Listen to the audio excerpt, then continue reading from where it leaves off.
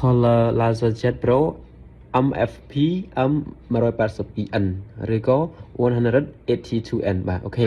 នេះយើងនឹងធ្វើការបង្ហាញតែម្ដងអញ្ចឹងហើយរបៀបនៃការ copy ណា copy អញ្ចឹងយើងមានហើយ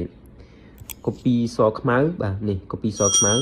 ហើយនេះ copy color បាទអញ្ចឹងខ្ញុំសូមធ្វើការបង្ហាញជូនលោកមុនតែម្ដងអញ្ចឹងខ្ញុំមានហើយកระดาษមួយសន្លឹកដែលមានរូបភាពបែបនេះអញ្ចឹងខ្ញុំសូមធ្វើការបង្ហាញតែម្ដងអញ្ចឹងយើងធ្វើការបើកមកណាយើងបើកអញ្ចឹងមក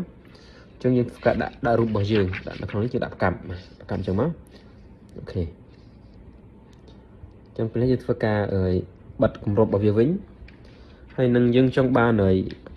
រូបភាព black and white ណាឬក៏សខ្មៅយើងចុចត្រង់កន្លែងនេះបាទអញ្ចឹងទៅវាសួរយើងតែយើងចង់បានប្រមាណសន្លឹក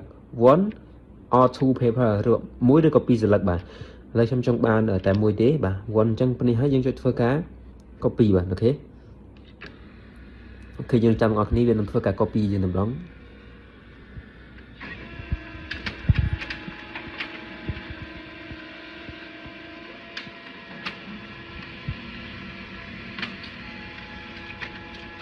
បាទអញ្ចឹងរូបរបស់យើងគឺរូបសខ្មៅណាបាទរូបសខ្មៅបែបនេះ black and white color អូខេឥឡូវខ្ញុំចង់បាន color ម្ដងបាទ color វិញអញ្ចឹងខ្ញុំយកវាមួយដដែលបាទយកមួយដដែលអញ្ចឹងខ្ញុំយកពាក្យត្រង់កន្លែងនេះម្ដងណាអញ្ចឹងយើងយក color paper វិញណាពីត្រង់នេះមក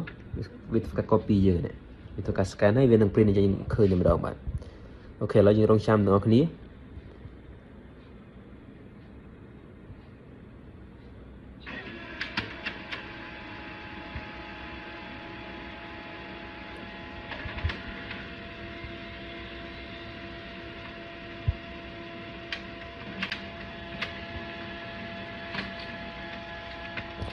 អូខេនេះគឺជា color បាទ color វិញណាអញ្ចឹងយើងមានបែបនេះយើងអាចធ្វើជា black and white paper ក៏បានឬក៏ color paper ក៏បានដែរបាទអញ្ចឹងអាចធ្វើការ